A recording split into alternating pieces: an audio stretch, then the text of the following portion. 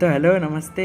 तो cricket match में century बनाने से विराट कोहली को रोकना और पाकिस्तान की टीम को हारने से रोकना और टाइगर श्रॉफ को मूवी में नाचने और कूदने से रोकना इम्पॉसिबल है, बोले तो असंभव। तो अपने इंडिया के सस्ते माइकल जैक्सन उछल कूद के एक्सपर्ट यानी कि अपने टाइगर श्रॉफ की नई मूवी गणपत रिलीज हो चुकी है, जिसे डायरेक्ट किया है फिल्म मेकर विकास बहल ने। तो मूवी गणपत को डायस्टोपियन एक्शन मूवी कहा जा रहा है। अब भला ये डायस्टोपियन क्या है? नया ही शब्द सुनने को मिल रहा है भैया। क्या होता है इसका मीनिंग? तो डायस्टोपियन मूवी का मतलब है एक ऐसी मूवी जो भविष्य की एक ऐसी काल्पनिक दुनिया पर आधारित होती है, यानी कि फ्यूचर के ऐसे इमेजिनरी वर्ल्ड पर बेस्ड होती है जहाँ डिसिप्लिन बिल्कुल भी नहीं है, सभी रिसोर्सेज खत्म हो चुके हैं, क्राइम, करप्शन, अमीरी और गरीबी के बीच की बढ़ती गहरी खाई, ऐसी सब चीजें एक डायस्टोपियन मूवी में होती है। तो चिल्लर पार्टी, क्वीन, सुपर 30 और गुड बाय जैसी मूवीज के डायरेक्टर विकास बहल ने गणपत के रूप में एक डायस्टोपियन मूवी देने की कोशिश तो की है, लेकिन कमजोर कहानी की वजह से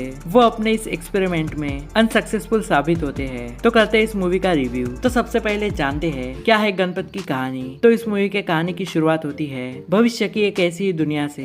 कहानी के शुरुआत में दलपति यानी कि अमिताभ बच्चन का वॉइस ओवर सुनाई देता है। वो एक ऐसी जंग के बारे में बताते हैं जिसकी वजह से दुनिया का तकरीबन सर्वनाश हो चुका है। इंसानी प्रजाति यानी कि मानव जाति का अस्तित्व खतरे में है और इस मौके का फायदा उठाकर पैसों की भूख रखने वाले ताकतवर लोग एडवांस तकनीकों से लेस एक शहर सिल्वर सिटी को बनाते हैं, जहां अमीर ऐशो आराम से रहते हैं, लेकिन गरीबों को एक ऐसी जगह पर निकाल फेंका जाता है जहां वो अपने बेसिक नीड्स के लिए भी काफी तरस रहे हैं। ये गरीब अगर अमीरों की सिल्वर सिटी में घुस गए तो उनकी मौत फाइनल है। बेसिक नीड्स को पूरा करने के लिए बेसिक नीड्स को पूरा करने के चक्कर में गरीब आपस में ही लड़ने मरने लगते हैं। इसके बाद बद से बदतर हालत को काबू करने के लिए दलपति यानी कि अमिताभ बच्चन एक बॉक्सिंग रिंग बनाकर नियम बनाते हैं कि लड़ाइयाँ सिर्फ बॉक्सिंग रिंग में ही होंगी। लेकिन सिल्वर सिटी का क्रूर और खतरनाक बॉस डाली ने अपने राइट हैंड जॉन को उनकी बस्ती में भेजता है। वो गरीबों की योद्धाओं को चालाकी से खत्म कर देता है। पूरी बस्ती एक बार फिर बर्बादी की कगार पर आ जाती है। अब उनके लिए उम्मीद की सिर्फ एक ही किरण है और वो है दलपति की भविष्यवाणी, जिसमें वो बताता है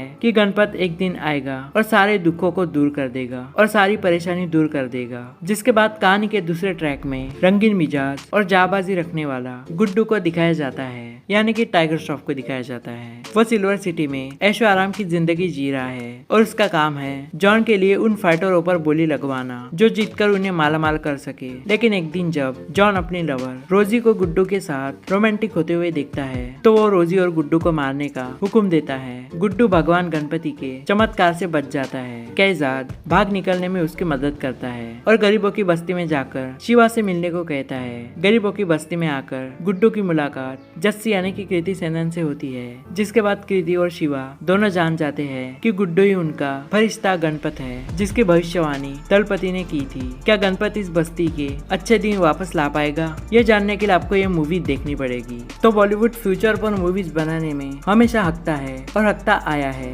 डायस्टोपियन मूवी बनाने के एक्सपेरिमेंट के लिए विकास बहल की कोशिश कामयाब हो सकती थी अगर वो कहानी को दमदार बनाते। इंडियन सिनेमा में अमीरी और गरीबी का इमोशन हमेशा से यूनिवर्सल रहा है, लेकिन गणपत की कहानी ऑडियंस के साथ अपना कनेक्ट नहीं बना पाती है। अमिताभ बच्चन, टाइगर श्रॉफ और कृति सेनन जैसे स्टार्स का फायदा उठाने में विकास बहल नाकाम रहे हैं। इस मूवी के सभी कैरेक्टर्स बिखरे बिखरे नजर आते हैं। मूवी में कहानी के लीड कैरेक्टर इंडियन दिखाए गए हैं, लेकिन मूवी में कुछ चाइनीज और फॉरेनर भी दिखते हैं। मूवी के एक्शन पर काफी ज्यादा मेहनत की गई है। गरीब बस्ती का उजड़ा हुआ सेट किसी गेम की तरह लगता है। गरीबों का लुक और बेबसी केजीएफ की याद दिलाता है, लेकिन कई जगह पर वीएफएक्स पूरी तरह से हक देते हैं। मतलब इस मूवी में दिखाए गए कुछ वीएफएक्स को अगर देखे तो आदि पुरुष के वीएफएक्स इससे ज्यादा अच्छे लगने लगते हैं। मतलब क्या है ये? तुमको याद है कुछ साल पहले फौजी नाम का गेम आया था। उस गेम में जिस तरह के ग्राफिक्स दिखाए गए थे, गणपत के वीएफएक्स बिल्कुल उसी की तरह है। पूरे के पूरे टट्टी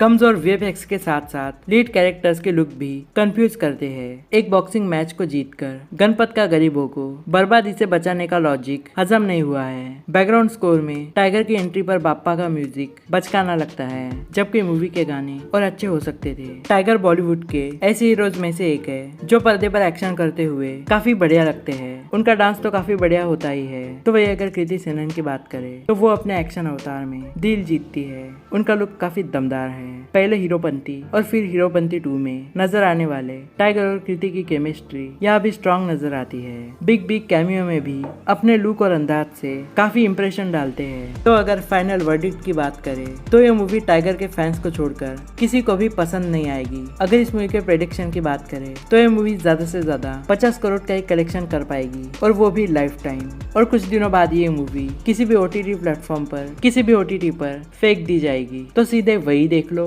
तो इसी के साथ खत्म होता है मेरा रिव्यू। तो वीडियो कैसी लगी कमेंट करके जरूर बताना। तो मिलते हैं अगली वीडियो में किसी नए टॉपिक के साथ। तब तक के लिए रखना अपना ख्याल। Thanks for watching.